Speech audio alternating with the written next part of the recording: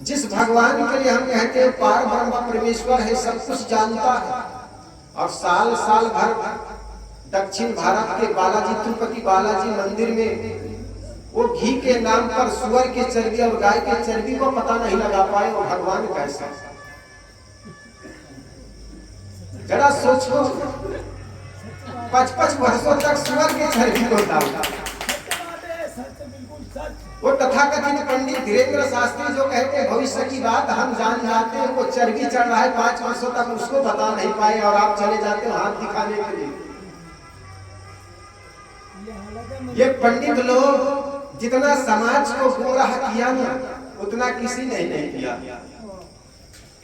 ये लोग कहते हैं आपके पास क्या है, इस देश में क्या होने वाला है, ये सब जान जाते हैं, लेकिन अपने ही भगवान को ये गाय का चर्बी खिला के रह गए 5 वर्ष, उसको नहीं जान पाए। जिस देश में जरा सोचो जन्म से लेकर मरने का ठेका भगवान लेता हो, उस देश का उद्धार कैसे हो सकता। किसी आदमी को कहो भाई कैसे ठीक हो, तो कहता है साहब भगवान ने जन्म दे दिया, भगवान बड़े कर दिए, पढ़े लिखे डिग्रियां भगवान ने दे दी, बाल बच्चे आ गए, भगवान ने बाल बच्चे दे दी, थोड़े दिन में फिर बूढ़े हो गए, मर गए, भगवान ने मार डाला। जिस देश में जन्म से लेकर मृत्यु तक का ठेका भगवान लेता हो, उस देश का उद्धार कभी नहीं हो सकता। इसलिए सदगुरु कबीर ने कहा, कर भैया बलावली छाड़ बिरानी आस, जाके आंगन नदिया बहे सोकस मरे प्यास। अपने बाहों बल पर भरोसा करो, किसी जातिवाद के चुंगल में मत फंसो कि भगवान कराएगा तब होगा। 2 लड़के थे, दोनों लड़के घोड़े पर बैठ करके शिकार करने के लिए जा रहे थे।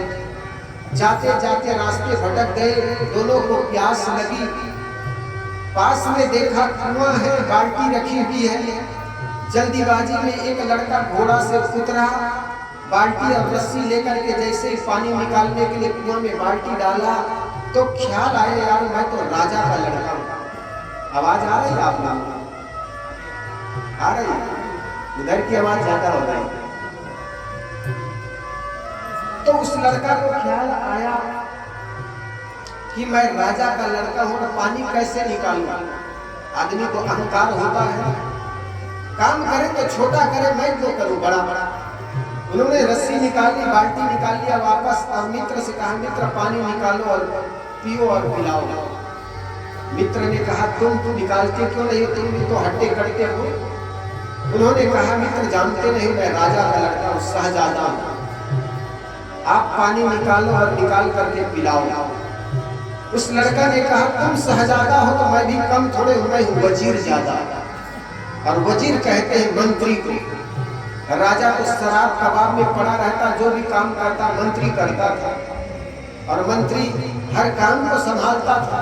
तो आप शहजादा है तो मैं भी वजीर ज्यादा हूँ, मंत्री का लड़का, मैं भी आपसे कम नहीं, मैं भी पानी नहीं निकाल सकता हूँ। उतने में दोनों बैठ गए तीसरा व्यक्ति के इंतजार में। उधर से तीसरा आदमी निकला, उससे हाथ मार करके कहा मित्र आओ आओ पानी निकाल करके पियो और पिलाओ। वो तीसरा लड़का आया, आकर के पूछा मित्र क्या आप लोगों ने पानी पी ली। उसमें से एक ने कहा मैं वजीर ज्यादा हूँ, मंत्री का लड़का ये शहजादा है, दोनों कम नहीं है, दोनों ज्यादा है, अब पानी कौन निकाले। तो तीसरा लड़का ने कहा तुम हो वजीर ज्यादा, यह है शहजादा, तो मैं भी तुम लोगों से कम नहीं, मैं हूँ पीर ज्यादा। पीर कहते हैं गुरु को, और राजा और मंत्री से पीर गुरु बड़े होते, मैं भी पानी कैसे निकालूंगा। तीनों लड़के वहीं पर बैठ गए, चौथा लड़के की इंतजार करने लगे। एक कोना से एक लड़का निकला घोड़े पर बैठ करके, वो गोल मटोल था, लगता था रोज अखाड़े में जाया करता था। उस लड़का को हाथ मार के बुलाया मित्र आओ आओ, जेठ का महीना है, पानी पियो और पिलाओ। वो लड़का आया, आकर के कहा मित्र क्या तुम लोगों ने पानी पी लिया। उसमें से एक लड़का ने कहा मैं हूँ वजीर ज्यादा, यह है शहजादा, यह है पीर ज्यादा, हम तीनों ज्यादा है, कोई कम नहीं, पानी कौन निकाले।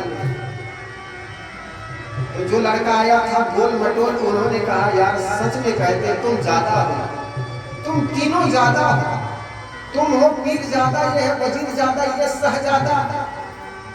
तो उन्होंने अपने पैर के जूते निकाले और जूते निकाल के कहा, मूर्खो, तू है पीरजादा, ये वजीरजादा, ये शहजादा, तो मैं भी तुम लोगों से कम नहीं, मैं हूं हरामजादा। और तीनों के सिर पर एक एक जूते मार करके कहा, मूर्खों, पानी निकालो, निकाल करके पियो, अन्यथा प्यासे मरो। जब तक भाग्य और भगवानवाद के भरोसे रहोगे, पानी आपके मुख में आ नहीं जाएगा। मेहनत करना पड़ेगा। और जो देश मेहनत किया वो देश आगे बढ़ा है। स्विट्जरलैंड और जापान के देश के लोग, वहाँ बच्चे खड़ी का निर्माण करता। हमारे यहाँ तो बच्चे की जब तक शादी ना कर दो तब तक अपने पैर में खड़ा नहीं होता। वो देश के बच्चे अपने कदमों में खड़े होकर के अपना पढ़ाई का भार खर्च उठा लेता। और यही कारण है कि वो देश आगे बढ़ गया धन के नाम पर। हम अपने को धार्मिक कहते कहते केवल जाति नामवाद के नाम पर बांटते चले गए। तो सदगुरु कबीर कहते हैं, सांच कहो तो मारा धावे झूठे जग पतियाना। अगर सत्य बात कहूं कि ईश्वर कहीं बाहर नहीं, परमात्मा कहीं बाहर नहीं, बल्कि तेरे घट में है, तेरे घट में है, वो सूझत नहीं। गोस्वामी तुलसीदास जी महाराज ने कहा, घट में है सूझे नहीं, लानत ऐसे जिंद तुलसी ऐसे तुलसी यह संसार को भया मोतिया बिन, घट में है सूझे नहीं, लानत ऐसे जिंद। जोगी पड़े वियोग कहे घर दूर है, पास ही बसत हजूर, तू कस चढ़त खजूर है। समस्या कहीं और है, समाधान कहीं और खोज रहे हैं। अपने घट में, अपने हृदय में न झांकने के बजाय हम बाहर बाहर देखते चले गए।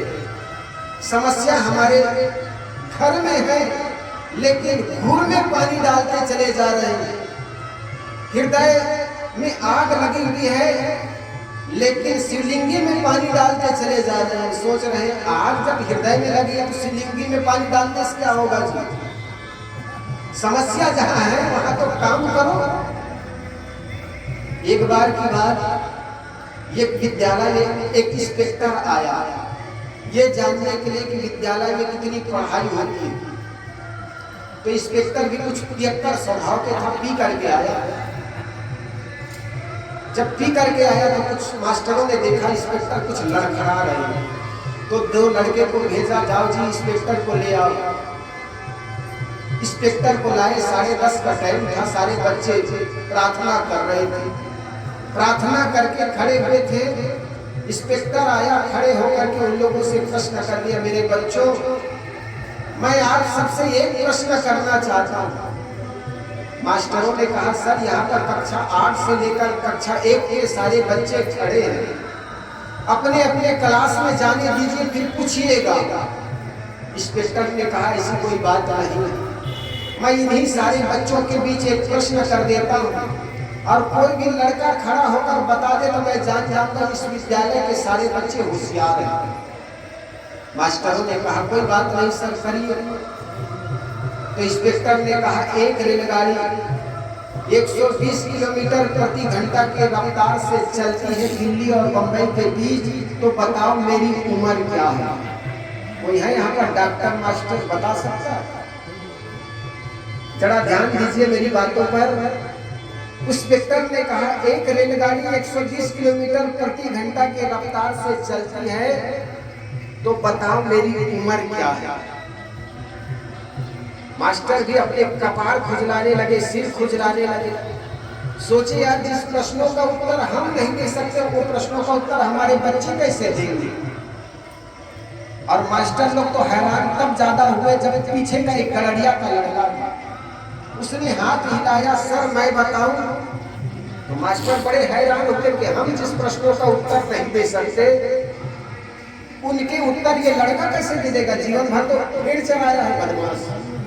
हम कभी क्लास में प्रश्न करते थे, कभी बताते नहीं थे। आज जब ये इंस्पेक्टर अटक पटक प्रश्न कर दिया, आज हिला रहा है हाथ, पता नहीं ये कैसा उत्तर, क्या उत्तर दे दे, हमारा सारा रिजल्ट ही खराब हो कर दे रहे। तो इंस्पेक्टर ने देखा एक लड़का हाथ हिला रहा है। उन्होंने कहा बेटा बता। उन्होंने खड़ा होकर के कहा सर आपकी उम्र 42 वर्ष होनी चाहिए। जैसे 42 वर्ष कहा तो मास्टर कुछ कलम निकाला, कागज निकाला और जोड़ घटाना की तो बिल्कुल उनकी उम्र 42 वर्ष हो रही थी। न तो एक दिन कम न तो एक दिन ज्यादा।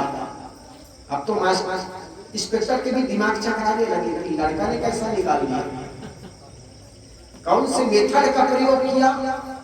मास्टर ने पूछा अच्छा बेटा ये बता कौन से मेथड, कौन से फार्मूला का प्रयोग किया, कौन से विधि का प्रयोग किया जो कि मेरी उम्र बिल्कुल 42 वर्ष से निकाल दी। लड़का ने कहा सर माफ करे तो बताओ।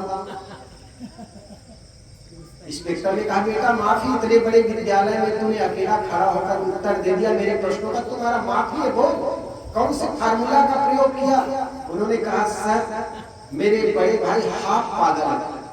इंस्पेक्टर ने कहा ये हाफ पागल है होंगे तो कौन सी मेथड प्रयोग किया, कौन से मेथड है जी, कौन से विधि है ये, कह सरकार सुन तो लीजिए। तो इंस्पेक्टर ने कहा बता। उन्होंने कहा सर मेरे बड़े भाई हाफ पागल है, वो 21 वर्ष के हैं, आप पूरे पागल हैं, इसलिए 21 दूनी 42 आपकी उम्र होनी चाहिए। प्रश्न कहीं और समाधान कहीं और खोज रहे हैं। दिल्ली और बंबई के बीच जो ट्रेन चल रही है उसकी उम्र मास्टर को कैसे निकालोगे। इसी प्रकार आपके हृदय तल पर आपके गृह में अशांति है, वो कहीं बाहर जाकर पानी डालने से क्या हो जाएगा। इसलिए अगर घर में अशांति है तो आप अपने मनोविकार को निकालिए। मन में जब जब विकार होगा, द्वंद्व होगा, तब तक घर में आप अशांत रहेंगे। जिस घर में माता पिता के साथ आप रहते उनमें भगवान का स्वरूप दिखिए, और जिस व्यक्ति में घर में रहे माँ बाप में भगवान का दर्शन नहीं होता, वो हजारों तीर्थ कर आइए आपको कहीं पर भगवान का दर्शन नहीं हो सकता। इसलिए जहां रह रहे हो वहां के बड़े बुजुर्गों का आदर करना सीखिए, वहां के बड़े बुजुर्गों का सम्मान कीजिए। तो निश्चित जानिए जिस घर में बड़े बुजुर्गों का आदर होगा, सम्मान होगा ना, वही घर स्वर्ग होगा। तो हम जिस घर में रहते हैं और जहां पर रहते हैं उन लोगों के साथ सुंदर बर्ताव। मैं नहीं कहता उनकी पूजा करो, लेकिन उनकी आवश्यकताओं को भी तो देखो। जिस घर में माँ बाप हवा दवा के लिए तरस रहा हो, वो आदमी जाकर के मंदिर में पूजा करते रहे, भले वो पंडित और पुजारी कहलाए, लेकिन उसको नरक में जाने के लिए कोई रोक नहीं सकता। इसलिए जहां रह रहे हो वहां के बड़े बुजुर्गों का आदर हो, सम्मान हो, और जिस घर में आदर हो, सम्मान हो, वही घर धार्मिक कहलाता। तो हजारों वर्षों से हम लक्ष्मी और कुबेर का पूजा करने वाला ये देश आज भी गरीबी में जी रहा है। कारण क्या है? क्योंकि हमने सोच लिया कि लक्ष्मी और कुबेर की पूजा करेंगे हमारे घर में धन बरसेगा। तो जापान के लोग कौन से लक्ष्मी और कौन से कुबेर की पूजा की, जरा सोचे।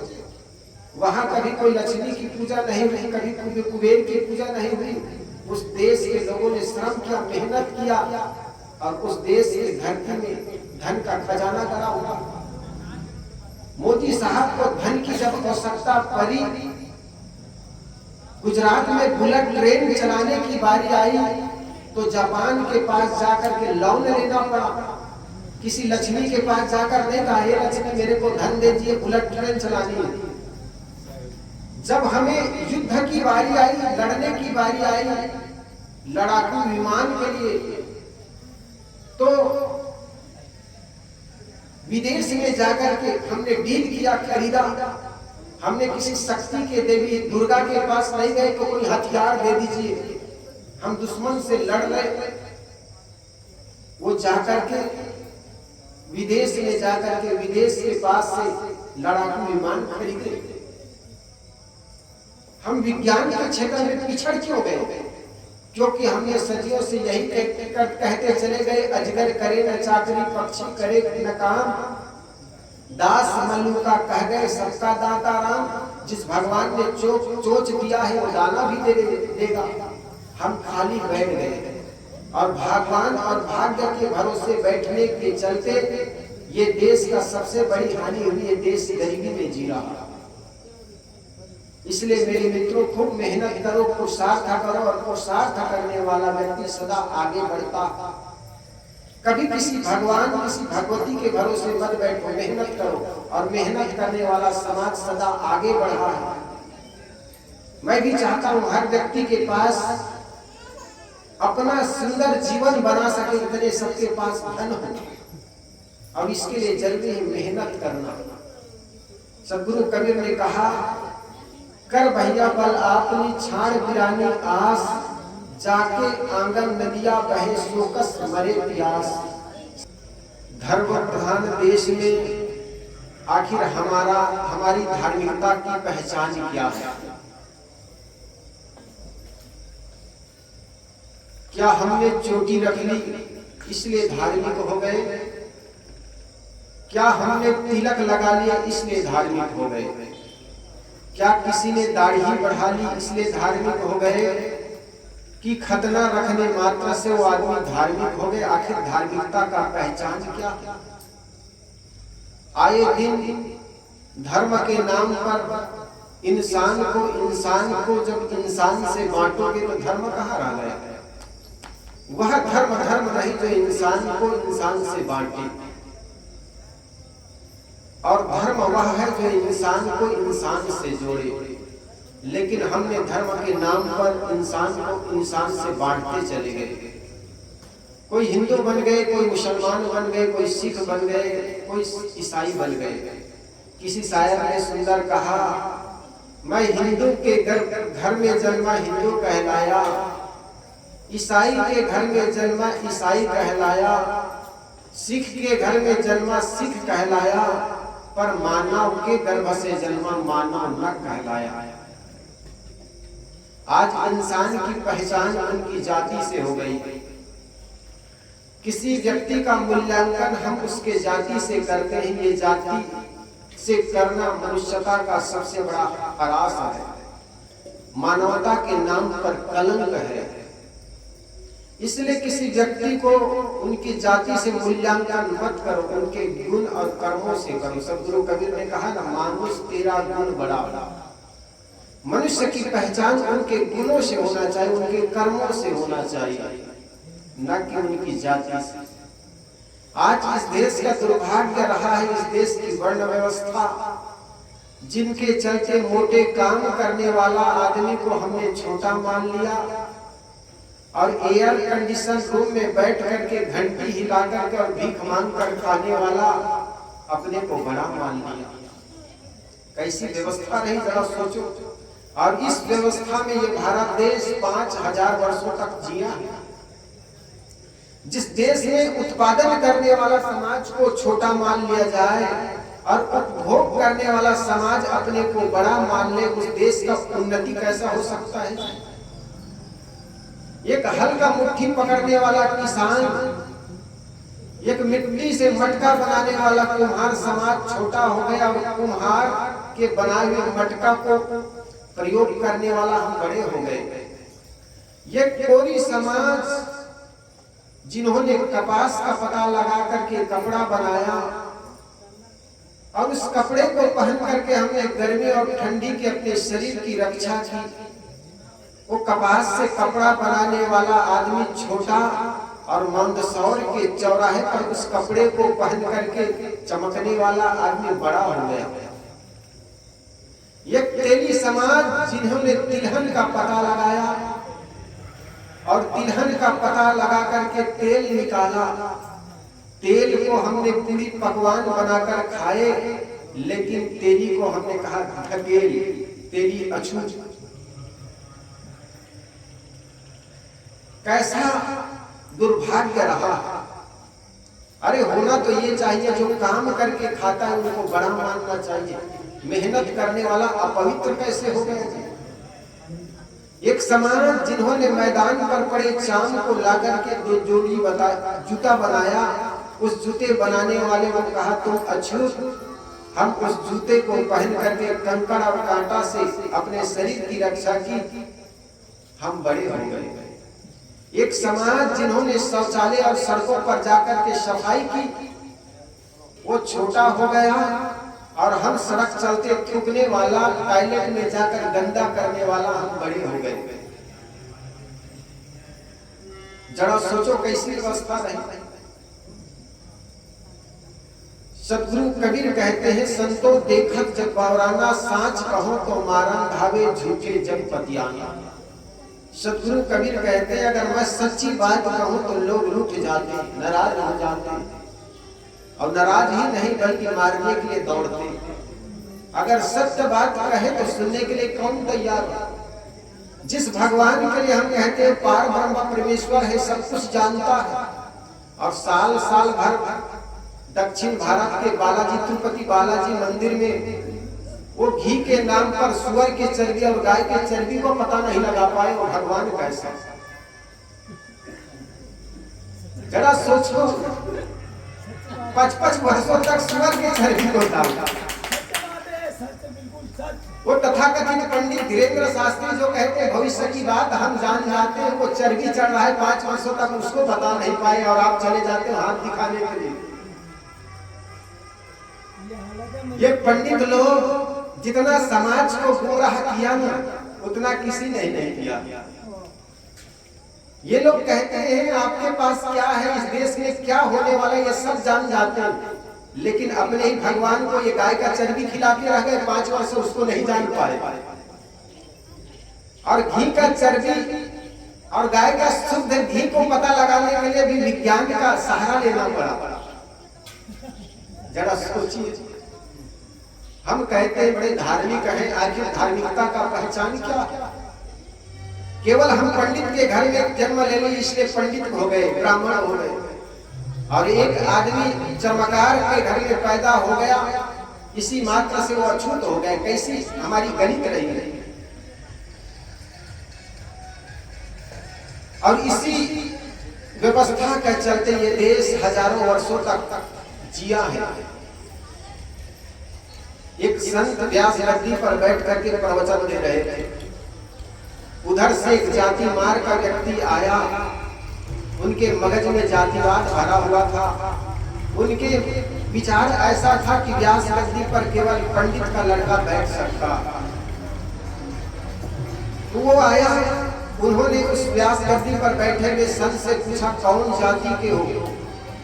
क्योंकि इस गद्दी पर बैठने वाला केवल ब्राह्मण होते हैं, तो आप कौन जाति के हो? उस संत ने कहा, एक गाय की ओर इशारा किया, उस गाय को पूछा, जी ये कौन सी जाति के? उस पंडित ने कहा, ये तो गाय की जाति के, जी तुमको दिखाई नहीं पड़ती। तब उस संत ने कुत्ता की ओर इशारा किया, कुत्ता को इशारा करके कहा, ये कौन जाति की है?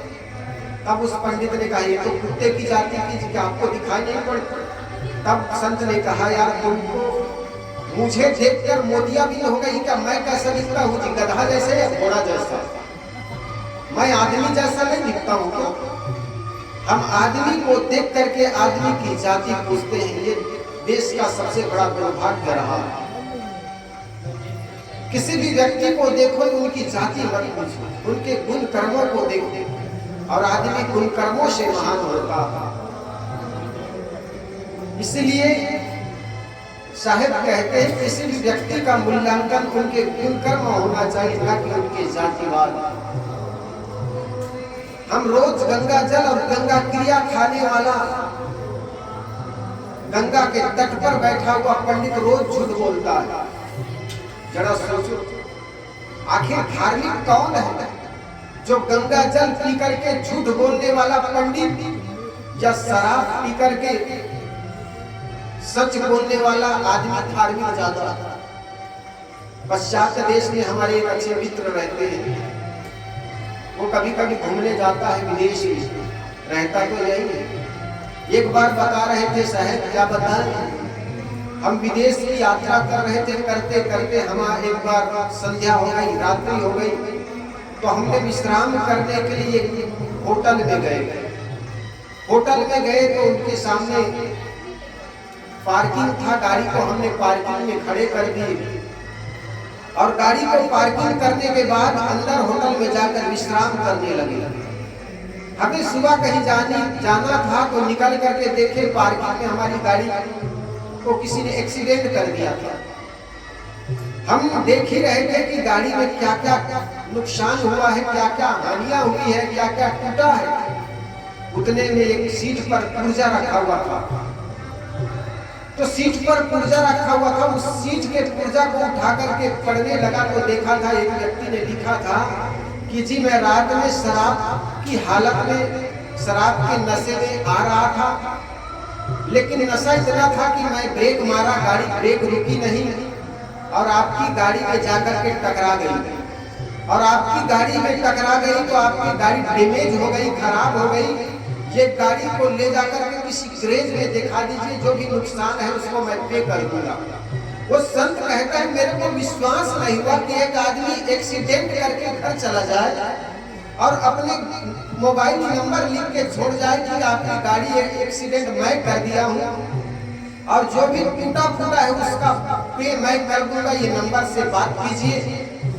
वो देख ही रहे थे, उतने में एक आदमी आ गया और कहने लगा भाई साहब आपने काफी देर कर दी, मुझे अमुक जगह जाना है, आप इस गाड़ी को गैरेज में डाल दीजिए और जो भी नुकसान है उसका मैं पे कर देता हूँ। वो संत कहता है मैं तो देखते रह गया, एक आदमी जो शराब पीकर बोलता है सच, वो छुपाता नहीं अपनी गलती को, और एक गंगा तट पर गंगा क्रिया और गंगा जल पीने वाला व्यक्ति झूठ बोलता। आखिर धार्मिक कौन है? गंगा जल पी करके झूठ बोलने वाला कि शराब पी करके सच बोलने वाला व्यक्ति? जनेऊ कहकर चोटी रखने कर झूठ बोलने वाला व्यक्ति कि बेगर जनेऊ बेगर चोटी रखे जीवन के साथ सत्य बोलने वाला व्यक्ति धार्मिक कौन है? आपके जहन में पैदा होगा वही आदमी धार्मिक है जो सतपथ पर चलता है और सत्य बात करता है। लेकिन हमने धार्मिकता का पहचान रख लिया कि एक आदमी चोटी रखता है वो बड़ा धार्मिक आदमी, तिलक लगाने वाला आदमी धार्मिक, जनेऊ पहनने वाला आदमी धार्मिक, मंदिर में जाकर कंकोरी और घंटी बजाने वाला आदमी धार्मिक। एक आदमी खेतों में दिन भर काम करता है, उसमें हमें धार्मिकता नजर नहीं आती। ईमानदारी पूर्वक सड़कों पर साफ करने वाला आदमी, दुकान में बैठ करके ईमानदारी पूर्वक ग्राहकों को भगवान के रूप में देखने वाला आदमी को हम धार्मिक नहीं मानते। ये घर में बहू है अपने सास ससुर में जिनको भगवान का रूप देखती है, वो देवी को हम धार्मिक नहीं मानते। नवरात्रि में उपवास रख करके सास बहू को रोज गालियां देने वाले वो आदमी धार्मिक हो जाता है। हमारे धार्मिकता का पहचान होना चाहिए आदमी के स्वभाव को देखकर। इसलिए सदगुरु कबीर कहते सांच कहो तो मारन धावे झूठे जग बतियाना। हमारा यह देश धार्मिक प्रधान देश कहलाता है, फिर भी ये देश गरीबी में जीता। आज इस देश में भूखमरी है, बेरोजगारी है, आए दिन बेरोजगार हड़ताल में बैठे रहते हैं। इस देश में गरीबी है, भूखमरी। तथा कथित पंडितों से कहो कि इस देश में गरीबी क्यों है, तो पंडित कहते हैं ये देश के लोग जवान युवती युवक न तो भगवान को मानते हैं न तो वेद को मानते हैं। और मैं कहता हूँ जिस देश के लोग विज्ञान की आंखें लेकर के पैदा हो रहे हैं वो अंधविश्वास से भरे हुए तुम्हारे ये धर्म को कैसे स्वीकार करेंगे? जो बच्चे विचारवान पैदा हो रहे हैं, जिनके अंदर विचार की आंखें हो, तुम्हारे अंधविश्वास से भरे हुए धर्म को स्वीकार कैसे करेंगे? जिसके अंदर में विचार होगा, जिसके अंदर जो व्यक्ति विचारवान होगा वो हर बात को तौलेगा, तरासेगा, तब उनको स्वीकार करेगा। हमारे देश का दुर्भाग्य रहा है जो आदमी धर्म के नाम पर विचार करेगा, ईश्वर और परमात्मा के नाम पर विचार करेगा, वो नास्तिक हो जाएगा, नरक में जाएगा। आदमी ने विचार करना छोड़ दिया और विचार करना छोड़ दिया, इसीलिए इस देश में अंधविश्वास पैदा हुआ। हमारे देश में धर्म के नाम पर अंधविश्वास पैदा हुआ और पश्चात देश में धर्म विज्ञान के नाम पर ज्ञान पैदा हुआ। हम रोज लक्ष्मी और कुबेर की पूजा करने वाला ये देश गरीब हो गए। कारण क्या? हमने सोच लिया अजगर करे न चाकरी, पक्षी करे न काम, दास मल्लुका कह गए सबका दाता राम। हमने यही सोच लिया भगवान पैसा देगा, भगवान धन देंगे, माँ लक्ष्मी पैसा बरसाएंगे, और वर्ष में एक बार लक्ष्मी की पूजा करते हैं। व्यापारी और लोग सोचते हैं लक्ष्मी की पूजा नहीं करेंगे तो हमारे घर में धन घट जाएगा। लेकिन हजारों वर्षों से लक्ष्मी और कुबेर की पूजा करने वाला ये देश आज भी गरीबी में जी रहा है। स्विट्जरलैंड और जापान, दुनिया का सबसे बड़ा धनाढ्य देश स्विट्जरलैंड है।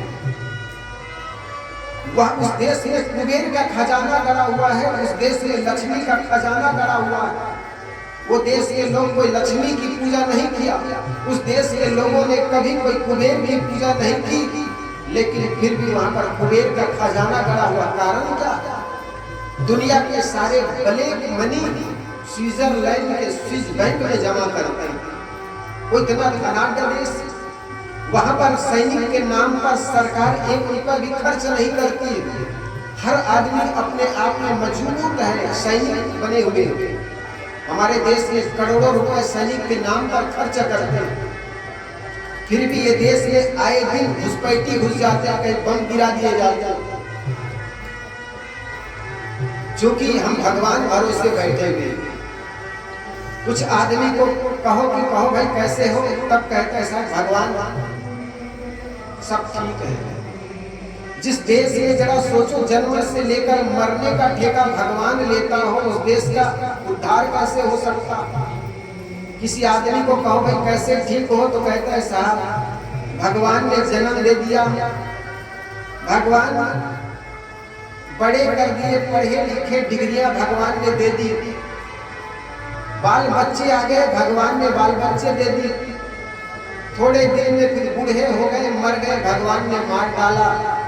जिस देश में जन्म से लेकर मृत्यु तक का ठेका भगवान लेता हो, उस देश का उद्धार कभी नहीं हो सकता।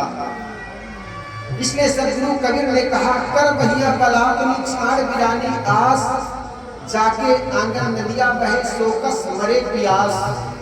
अपने बाहों बल पर भरोसा करो, किसी जातिवाद के चुंगल में मत फंसो कि भगवान कराएगा तब होगा। 2 लड़के थे, दोनों लड़के घोड़े पर बैठ करके शिकार करने के लिए जा रहे थे। जाते जाते रास्ते भटक गए, दोनों को प्यास लगी। पास में देखा कुआं है, बाल्टी रखी हुई है। जल्दीबाजी में एक लड़का घोड़ा से उतरा, बाल्टी और रस्सी लेकर के जैसे ही पानी निकालने के लिए कुआं में बाल्टी डाला तो ख्याल आया यार मैं तो राजा का लड़का हूं। आवाज आ रही है आप लोग? आ रही है? उधर की आवाज ज्यादा हो रही है। तो उस लड़का को ख्याल आया कि मैं राजा का लड़का हूं, तो पानी कैसे निकालूं? आदमी को अहंकार होता है, काम करे तो छोटा करे, मैं क्यों करूं बड़ा बड़ा। उन्होंने रस्सी निकाली, बाल्टी निकाल लिया वापस, और मित्र से कहा मित्र पानी निकालो और पियो और पिलाओ। मित्र ने कहा तुम निकालते क्यों नहीं, तुम भी तो हट्टे कट्टे हो। उन्होंने कहा मित्र जानते नहीं मैं राजा का लड़का हूं, शहजादा हूं, आप पानी निकालो और निकाल करके पिलाओ। उस लड़का ने कहा तुम शहजादा हो तो मैं भी कम थोड़े हूं, मैं हूं वजीर ज्यादा। और वजीर कहते हैं मंत्री को। राजा तो शराब कबाब में पड़ा रहता, जो भी काम करता मंत्री करता था, और मंत्री हर काम को संभालता था। तो आप शहजादा हैं तो मैं भी वजीर ज्यादा हूँ, मंत्री का लड़का, मैं भी आपसे कम नहीं, मैं भी पानी नहीं निकाल सकता हूँ। उतने में दोनों बैठ गए तीसरा व्यक्ति के इंतजार में। उधर से तीसरा आदमी निकला, उससे हाथ मार करके कहा मित्र आओ आओ पानी निकाल करके पियो और पिलाओ। वो तीसरा लड़का आया, आकर के पूछा मित्र क्या आप लोगों ने पानी पी ली?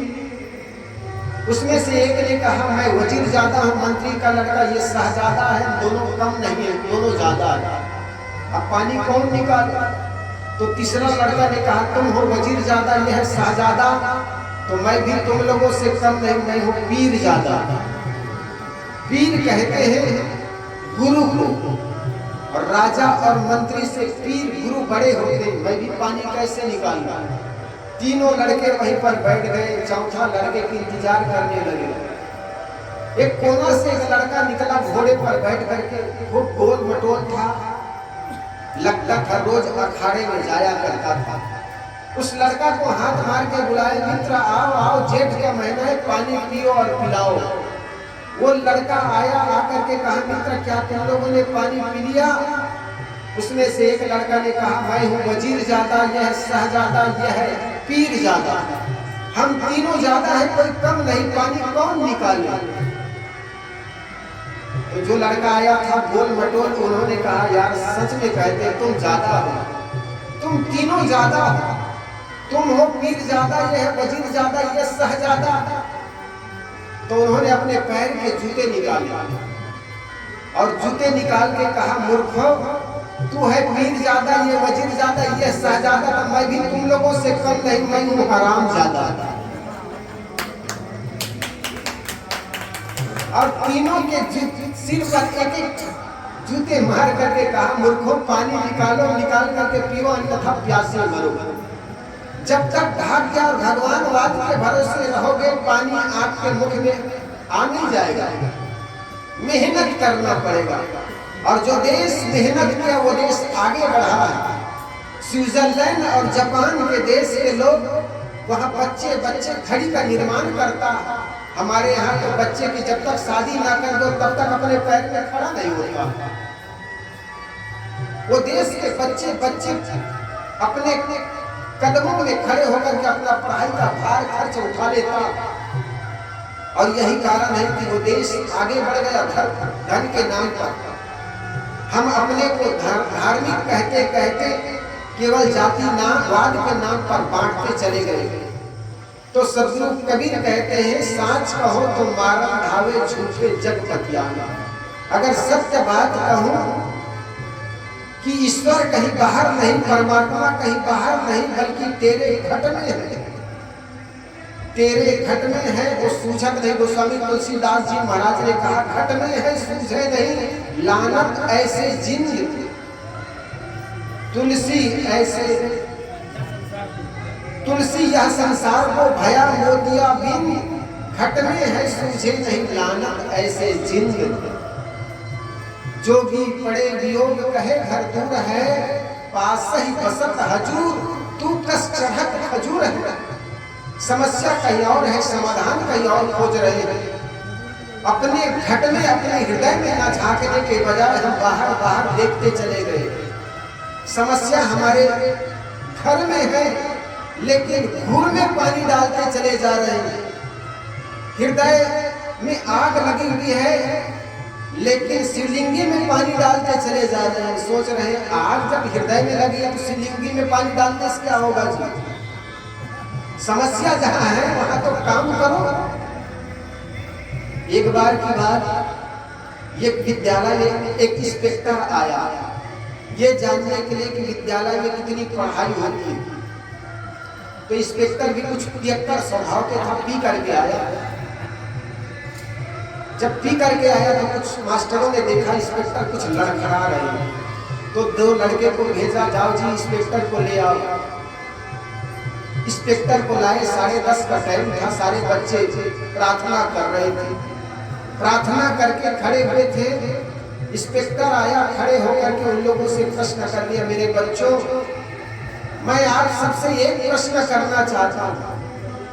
मास्टरों ने कहा, सर यहाँ पर कक्षा 8 से लेकर कक्षा 1 के सारे बच्चे खड़े हैं, अपने अपने क्लास में जाने दीजिए, फिर पूछिएगा।